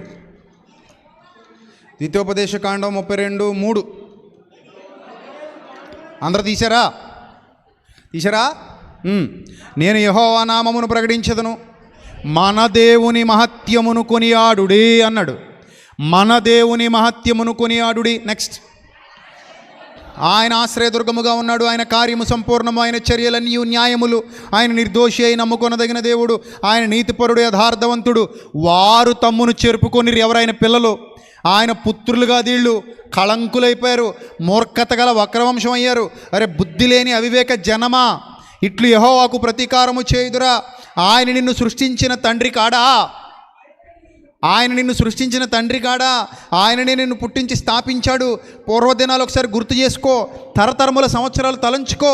నీ తండ్రిని అడుగు, నీకు చెప్తాడు. మీ పూర్వీకులను అడుగు చెప్తారు. నీ పెద్దలను అడుగు, వారు నీతో చెప్తారు. మహోన్నతుడు జనములకు వారి స్వాస్థ్యములను విభాగించినప్పుడు, నరజాతులను ప్రత్యేకించినప్పుడు, ఇశ్రాయేలీల లెక్కను బట్టి ప్రజలకు సరిహద్దులను నియమించెను. యెహోవాతో ఆయన జనమే, ఆయన స్వాస్థ్య భాగము యాకోబే.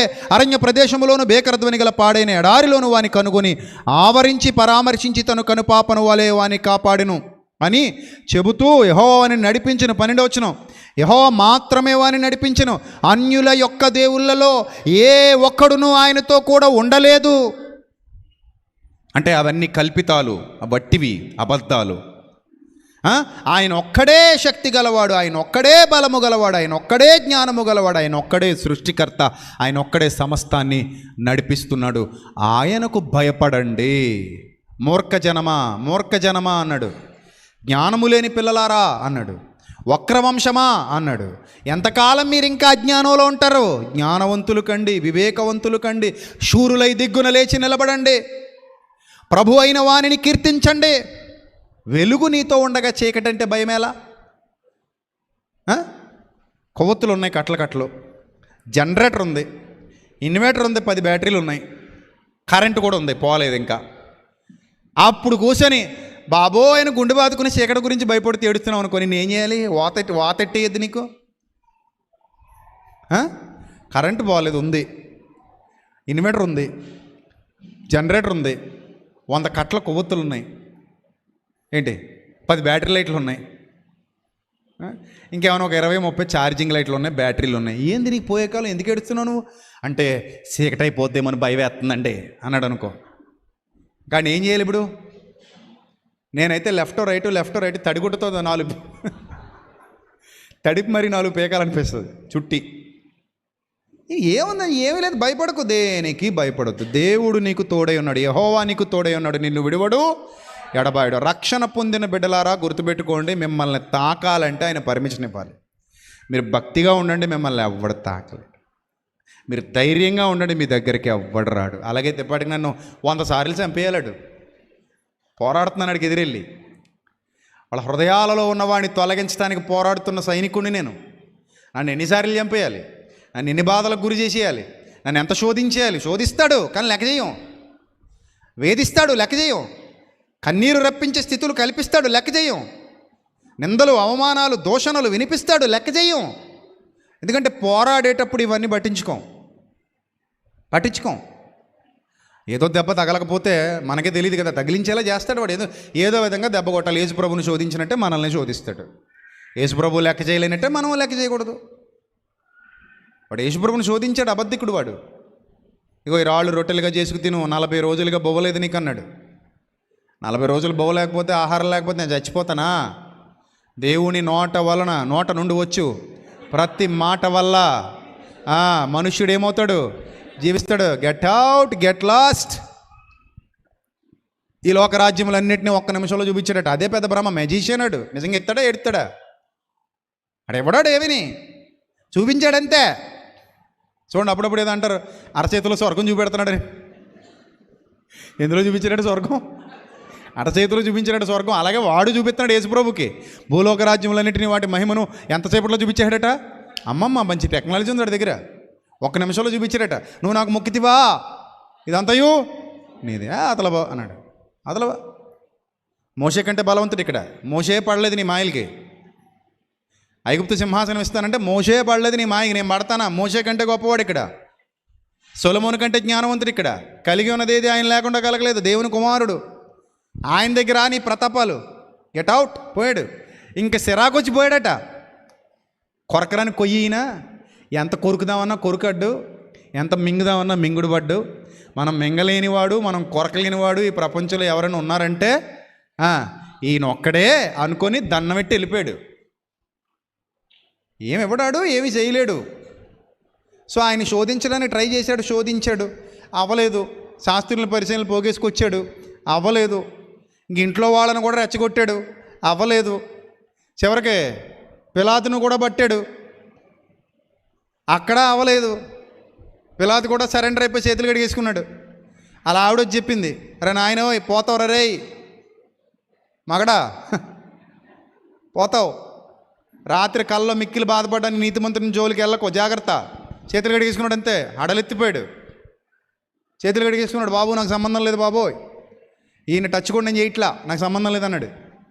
ఇంకేంది, ఏం చేస్తావు? ఏం చేయలేవు. చివరికి శిష్యుల్లో దూరాడు, అప్పగించాడు, అమ్మాడు. ఏం చేసినా దేన్ని సాధించలేకపోయాడు. ఇంక చివరికి అపవాదిని ఆయన కాళ్ళ కింద చితక తొక్కి జయకేతనాన్ని ఎగరేసి, నా పిల్లలారా నా జెండా కింద ఉండండి అని చెప్తే, ఆయన జెండా మోస్తూ శత్రువుని మీద విజయం సాధించి విజయోత్సవంతో ముందు కూరేగాల్సిన మనం మళ్ళీ గజ గజ గజ గజ అపవాది గోనుకుతున్నామంటే మీరు దేవుని పిల్లలా, అది దయ్యం పిల్లలా? ఎవరి పిల్లలు మీరు? దేవుని పిల్లలు దయ్యానికి భయపడరు. దేవుని పిల్లలు అపవాదిని లెక్క చెయ్యరు. వాడి తంత్రాలు ఎరిగిన వారుగా ఉంటారు. చెతక్కోటి చెవులు మూసేస్తారు. దేవుని పిల్లలు అలా ఉండాలి, భయపడకూడదు. దేనికి భయపడకండి. మీరు దేనికి భయపడుతున్నారు అది మీకంటే గొప్పదని అర్థం. మీరు దేనికైనా భయపడుతున్నారంటే అది మీకంటే గొప్పదైతేనే మీరు భయపడతారు. భయపడకండి, ధైర్యంగా ఉండండి. దేవుడు గొప్పదా దెయ్యం గొప్పదా? చెప్పండి, మీరు చెప్పండి. మళ్ళీ చెప్పండి, ఒకసారి ఆలోచించి చెప్పండి. టైం తీసుకోండి, 10 నిమిషాలు పర్లేదు. దేవుడు గొప్పదా దెయ్యం గొప్పదా? దేవుడే గొప్పడు. దయ్యానికి ఎందుకు భయపడాలి? అర్థమైందా? సో కాబట్టి దయ్యానికి భయపడాల్సిన అవసరత లేదు. ఎప్పటికీ భయపడొద్దు. ఇప్పుడే కాదు, ఎప్పటికీ భయపడొద్దు. మీరు భయపడితే ఒక్కరికే భయపడాలి. మీరు ఎవరికి? దేవుడికి మాత్రమే భయపడండి. ఇంకెవరికి భయపడకండి, ఇంకెవరికి భయపడకండి. దేవునికి మాత్రమే భయపడండి. ఇంకా భయపడాల్సిన పని ఇంకోటి లేదు మనకు అసలు. ఆయన కంటే గొప్పవారు ఎవ్వరూ లేరు. సమస్తం ఆయనదే. ఏ టు జెడ్ ఆయనదే. నీకేమి ఇవ్వాలన్నా ఎవరివ్వాలి? ఆయనే ఇవ్వాలి. సాతాను సిల్లి గవ్వివ్వలేడు ఇక్కడ. ఎందుకంటే దీని మీద ఎక్కడ దేని మీద దేవుడు వాడికి అధికారం ఇవ్వలేదు. ఎవడు కూడా ఎవడు నీకు ఏవి ఇచ్చినా ఎవరి దగ్గర నుంచి రావాలి? నువ్వు మంచోడువైనా చెడ్డోడువైనా, నీతిమంతుడివైనా నీకు ఏమొచ్చినా ఎవరి దగ్గర నుంచి రావాలి? God will give you everything. God will give you, only God will give you everything, not Satan. ఏంటి?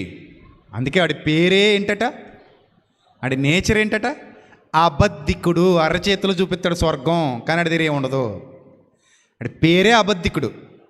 అవాదముల దగ్గరికి వెళ్ళి అంటాడు, మీరు తినమున దేవతలు ఏంటట, దేవతలు కదా రోతలు అయిపోయారు. దేవతల అంత గాలిగాడాడు, అబద్ధికుడు. భోజనము చేసి సంతోషించుట ఎవడికే సాధ్యం కాదంటే మళ్ళీ వచ్చి అలా కాదండి, సాతాను కూడా కొంతమంది భోజనం పెడతాడు అనకూడదు, తప్పది. ఆడు ఎవడికే భోజనం పెట్టాడు, ఉన్నది లాక్కుపోతాడు. అవసరమైతే నీ దగ్గర నుంచి భోజనాన్ని తీసేస్తాడు. అంటే ఎలాగా? నీ ద్వారానే తెలివిగా నీ హృదయంలో దూరి దేవునికి నేను వ్యతిరేకంగా చేసి ఆ దేవుడే నిన్ను శపించేలా చేస్తాడు. అర్థమైందా? ఇశ్రాయేలీని అలాగే చేశాడు.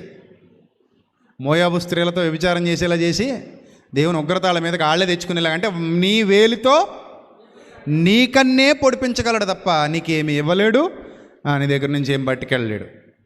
కాబట్టి మీరు భయపడొద్దు, దేనికి భయపడొద్దు. ఎలా ఉండాలి మీరు చెప్పండి? ఎలా ఉండాలి? సంగమా ఎలా ఉండాలి చెప్పండి? ధైర్యంగా ఉండండి. ధైర్యం అనేది తక్కువైందా నా దగ్గర 2 సగం ఇస్తాను పట్టుకెళ్ళండి. అంతేగాని పిరికితనంతో మాత్రం చచ్చిపోకండి ప్లీజ్. అలా నేను పిరికోండి అంటే దయచేసి ఇక్కడ రాకండి. ఇది పిరికి సంఘం కాదు, ఇది ధైర్యవంతుల సంఘం. ఇది ఎవరి సంఘం? ఇది ధైర్యవంతుల సంఘం. మన ధైర్యం మన యేసుక్రీస్తు, మన ధైర్యం మన తండ్రి, మన ధైర్యం మన పరిశుద్ధాత్ముడు, మన ధైర్యం మన దేవుని వాక్యం.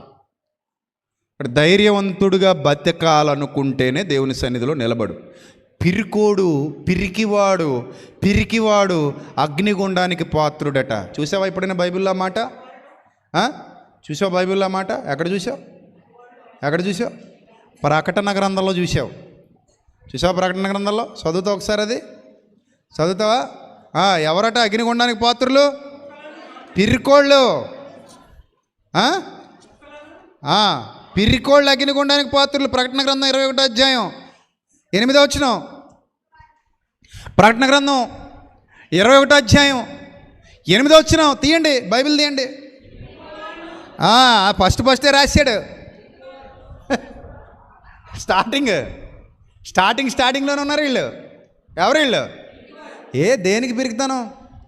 ఎవరికి భయపడాలి నువ్వు?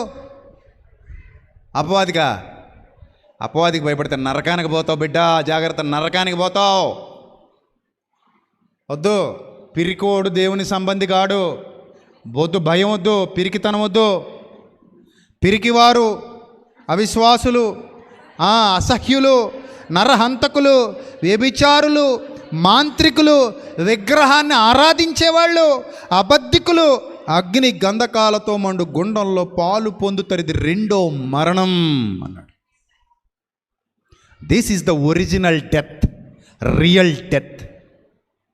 అర్థమైందా? సో పిరికితనం అనేది నరకానికి పోయే వాటిలో ఒకటే. ఇంకా ఇప్పుడు చెప్పు, దేనికైనా భయపడదామా? దేనికైనా భయపడదామా? దేనికి భయపడదు.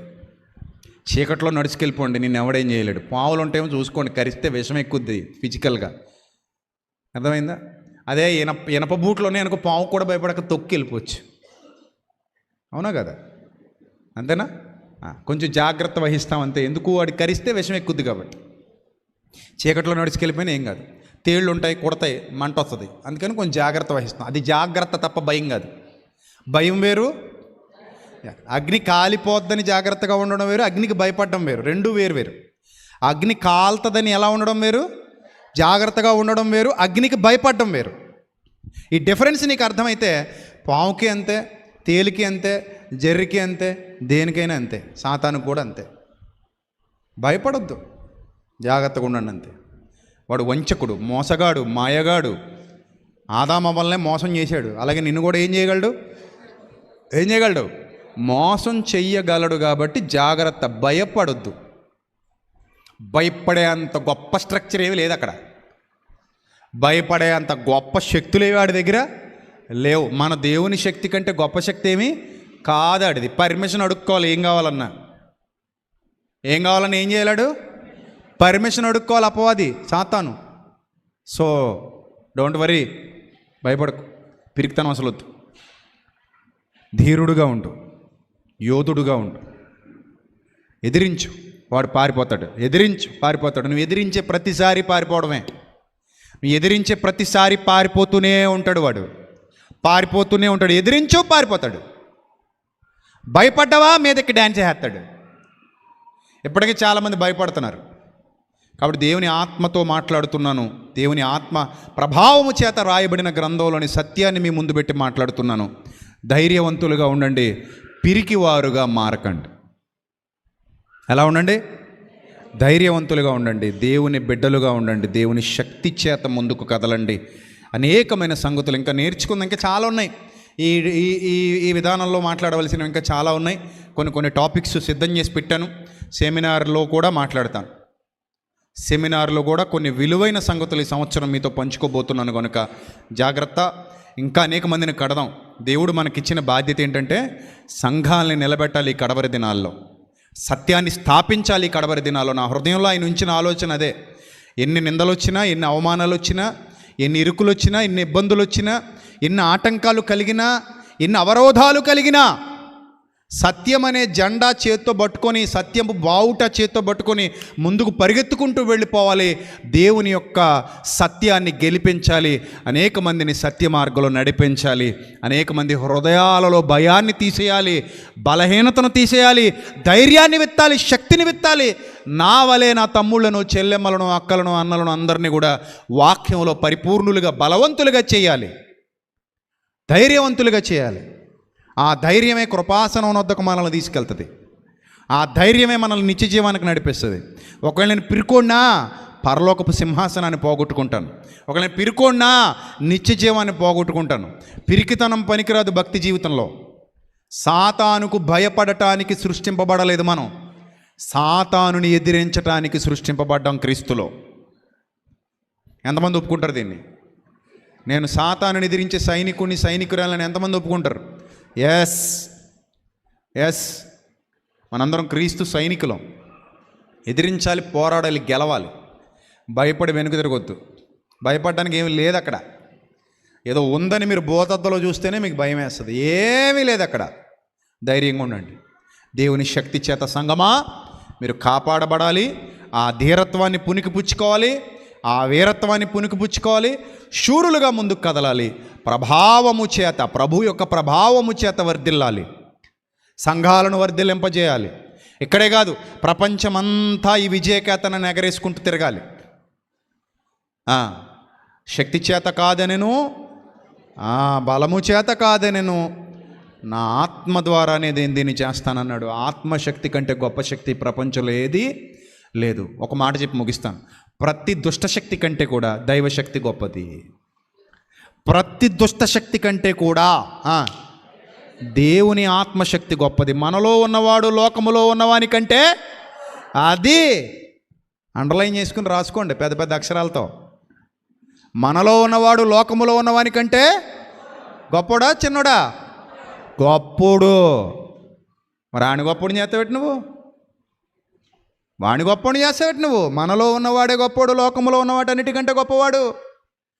వాడిని ఏమీ చేయలేడు, ఏమీ టచ్ కూడా చేయలేడు. నీ తల వెంట్రుకలన్నీ లెక్కింపబడ్డాయి. మీరు పిచ్చుకల కంటే శ్రేష్ఠులు, ఆకాశ పక్షుల కంటే శ్రేష్ఠులు, సమస్తము కంటే మీరే శ్రేష్ఠులు. ఆయనకి మీరు ఆయన సొత్తైన ప్రజలు, మీరు ఆయనకి ఇస్తులు. మీరు ఆయన ఎందుకు భయభక్తులు కలిగి ఉండండి. ఎవడు ఏది ఆపలేడు. వచ్చేది వస్తానే ఉంటుంది నీ దగ్గరికి, వచ్చేది వస్తానే ఉంటుంది, ఇచ్చేది ఇస్తానే ఉంటాడు ఆయన. నిన్నెవడాపగలడు? నిన్నెవడాపలేడు, నిన్నెవడాపలేడు. విజయ గర్వంతో ఆయన వేసిన రహదారిలో హ్యాపీగా ముందుకు వెళ్తానే ఉంటావు. ఏ పని ఆగదు. అన్ని పనులు ఆయన పిల్లల ద్వారా చేయించుకుంటాడు. నీ పని అయిపోయిందని ఎవడైనా అన్నా పట్టించుకోకు. నీ పని ఇంకా చాలా ఉందని దేవుడు చెప్పాడు, అది గుర్తెట్టుకో. అర్థమైందా? కొంతమంది నేను బలహీనపరచడానికి ఇంక నీ పని అయిపోయిందని ఆయన అంటారు. నువ్వు మంచం మీద ఉన్నప్పుడు ఆ మాట చెప్పినా ఎవరిని లెక్క చేయకు. నా పని అయిపోతే నేను భూమి మీదే ఉండను రా బిడ్డా అని చెప్పు. ఏం చెప్పాలి? నా పని అయిపోతే నేను ఈ భూమి మీదే ఉండను. భూమి మీద ఉన్నాను అంటే దాని అర్థం ఏంటి? చెప్తాను అర్థం ఏంటి? నా పని ఉంది, నా పని ఇంకా అవలా ఉంది, ఇంకా చాలా ఉంది నా పని అని చెప్పు. అలా ధైర్యంతో చెబుతూ విశ్వాసంతో ముందుకు కదులు. దేవుడిని వాడుకుంటాడు, దేవుడిని వినియోగించుకుంటాడు, నీ ద్వారా గొప్ప కార్యాలు జరిగించుకుంటాడు, అనేక మందికి దీవెనకరంగా నిన్ను మారుస్తాడు. విశ్వాస యాత్రలో ఒక శక్తిగా నిలబెడతాడు. ఒక బలమైన బావుట నువ్వు ఎగరేస్తావు, విజయ బావుట. కాబట్టి ప్రియమైన దేవుని సంగమా, సృష్టికర్త అయిన దేవునికి లోబడి ఆయన యందు భయభక్తులు కలిగి విధేయత చూపించి పరిశుద్ధాత్మ శక్తి చేత మీ హృదయాలలో నాటబడుతున్న ప్రతి మాటకు విధేయత కలిగి ఆయన పనిలో పాలిభాగం తీసుకుంటూ ఆయన సత్యాన్ని వ్యాపింపజేసే సంఘములో సహకారిగా నిలబడుతూ ప్రభువా నేను ఒకణ్ణి, నేనున్నాను అని ముందుకొచ్చి ఆయన కార్యాభివృద్ధి కొరకు నువ్వు కష్టపడితే ఆయన నిన్ను నీ కుటుంబాన్ని విడువడు, ఎడబాయడు. ఇది సత్యం, సత్యం, సత్యం. రెండు సత్యాలు ఉండవు, ఒకటే సత్యం. సృష్టికర్త కంటే సాతాను గొప్పవాడు కాడు. సృష్టికర్తకు భయపడేవాడు సాతానుకు భయపడాల్సిన అవసరత లేదు. సృష్టికర్త మాత్రమే మేలు చేయగలడు. సాతాను నీకే మేలు ఎప్పటికీ చెయ్యడు. వాడు అబద్ధికుడు, మోసగాడు, మోసమే చేస్తాడు. అది వాడి నేచర్, అది వాడి స్వభావం. వాడు తన స్వభావమును అనుసరించియే మాటలాడును అని, అది వాడి స్వభావం. తేలు విషంతోనే ఉంటుంది. తేలుని పక్కలేసి పడుకున్న ఏమి చేయదు అన్నాడు అనుకోండి, నమ్మొచ్చా? నమ్మకూడదు. అది కొడుతుంది. దాంట్లో దాని కొండెల్లో తేలు విషం ఉంటుంది, కొడుతుంది. దాని స్వభావం అది, దాని నేచర్ అది. అలాగే సాతాన్ నేచర్ మాయగాడు, మోసగాడు, వంచకుడు, అబద్ధికుడు, అది వాడి నేచర్. వాడు మేలు చేయవాడు కాడు. దేవుడు ఒక్కడే మనకు మేలు కరవనేవాడు. మీ దేవుడు ఒక్కడే సృష్టికర్త. దేవుడు ఒక్కడే మనకు ఆధారమైన వాడు. దేవుడు ఒక్కడే మనల్ని కాపాడువాడు. ఆయన కుడుకడు, నెదురెప్పడు. కాబట్టి ప్రియమైన దేవుని సంగమా, సత్యాన్ని వ్యాపింపజేద్దాం. సెమినార్ చాలా సమీపంగా ఉంది, గుర్తుపెట్టుకోండి. మీ అందరి సహకారం దేవుని పనికి కావాలి. ప్రభు కార్యాభివృద్ధి కొరకు మీరందరూ కష్టపడాలి. ప్రభు కార్యాభివృద్ధి కొరకు మీరందరూ శ్రమపడాలి, ప్రార్థించాలి. మన ప్రార్థనతో గొప్ప కార్యాలు జరుగుతాయి. దేవుడు సహాయం చేస్తాడు. దేవుని కార్యాభివృద్ధి కొరకు నేను సైతం అని మనందరం ముందుకు రావాలి. శారీరకంగా కానీ ఆర్థికంగా కానీ అన్ని విషయాల్లో మనం సహకారం అందించాలి. అప్పుడే గొప్పగా దేవుని శక్తి వెలువడుతుంది. వారి హృదయాలను తడుపుతుంది. వారి హృదయాలలో ఉన్న చీకటిని తొలగిస్తుంది, అంధకారాన్ని తొలగిస్తుంది. అనేక మంది దైవ సేవకులు మన మధ్యలోనికి వచ్చేలాగా, వారు కూడా సత్యాన్ని వినిపింపజేసేలా మీ అందరూ కూడా ప్రార్థన చేయండి. మరొక గొప్ప కార్యాన్ని ప్రభు కొరకు చేద్దాం. టైం లేదు, చాలా త్వరగా మనం అందరం కార్యోన్ముఖులం కావాలి. కార్యదీక్ష కలిగి ముందుకు కదలాలి. అక్క చెల్లెమ్మలు ముందుకు రావాలి, అన్నదమ్ములు ముందుకు రావాలి. ముఖ్యంగా యవనస్తులైన బిడ్డలు, ఎవరైతే యవనస్తులైన పిల్లలు ఉన్నారో, మాకు ఒక 10 మంది యవనస్తులైన పిల్లలు కావాలి. చదువుకునేవాళ్ళు, డిగ్రీలో ఉన్నవాళ్ళు కానివ్వండి, ఇంటర్లో ఉన్నవాళ్ళు కానివ్వండి, ఒక 10 మంది యవనస్తులైన పిల్లలు కావాలి. మీ అంతటా మీరు స్వచ్ఛందంగా వచ్చి బాలును గలవండి. మీ అందరికీ నేను పని అప్పగిస్తాను. మాతో పాటు మీరు కలిసి పనిచేయాలనుకుంటే, దేవుని పనిలో మాతో పాటు కలిసి ముందుకు నడవాలనుకుంటే, ఎవరైతే చదువుకుంటున్న పిల్లలు ఉన్నారో వాళ్ళు వచ్చి 10 మంది పిల్లలు వచ్చి బాలును గలవండి. After meeting, after this worship మీరు వచ్చి కలిస్తే మీ పేర్లు నోట్ చేసుకుంటాం. మీ అందరినీ మా టీంలో జాయిన్ చేసుకుంటాం. సో మాతో పాటు మీరు కూడా ఈ టీంలో కలిసి కష్టపడవచ్చు. ఇంకా ఇప్పటికే చాలామంది ఉన్నారు, ఇంకా అదనంగా మాకు 10 మంది కావాలి. కాబట్టి నేను ఈ పిలుపుని అందిస్తున్నాను. పిల్లలందరూ సంసిద్ధత కలిగి దేవుని యొక్క పరిచర్యలో వాడబడాలని మీ అందరికీ ప్రేమపూర్వకంగా హితో పలుకుతూ, సత్యవాక్య పరిశీలనలో సత్యవాక్య దృక్పథంతో మీరు ఎప్పటికీ ఓడిపోకుండా గెలుస్తూ ముందుకు పోవాలి. దేవుడు మిమ్మల్ని గెలిపించునుగాక. దేవుడు మిమ్మల్ని, మీ కుటుంబాన్ని బలముగా దీవించి ఆశీర్వదించునుగాక. తలలు వంచండి, చిన్న ప్రార్థన చేద్దాం. మహాపరిశుద్ధుడైన మా కన్న తండ్రి, మహోన్నతుడైన మా దేవ, ఇప్పటి వరకు మీరు నా ద్వారా పలికించిన ప్రతి మాట మీ ఆత్మ సహాయము చేత పలుకబడిన మాట, మీ ఆత్మ కాంతిలో, ప్రభావములో వారి హృదయాలలో నాటబడుతున్న మాట. బిడ్డలను దీవించండి, ఆశీర్వదించండి. మీ కృపలో వర్ధిలింప చేయండి. జ్ఞాన వివేకములు దయచేయండి. మీ సన్నిధాన వర్తనలుగా నిలబెట్టి నడిపించమని, మీ చిత్తం యొక్క సంపూర్ణతలోనికి నడిపించమని, ఘనత, మహిమ, ప్రభావములు మీకు మాత్రమే చెల్లిస్తూ యేసుక్రీస్తు ప్రభువారి దివ్యనామంలో ఈ ప్రార్థన మనవులు సమర్పించి మీ వద్ద నుండి జవాబు పొందుకుంటున్నాం మా కన్న తండ్రి. ఆమేన్.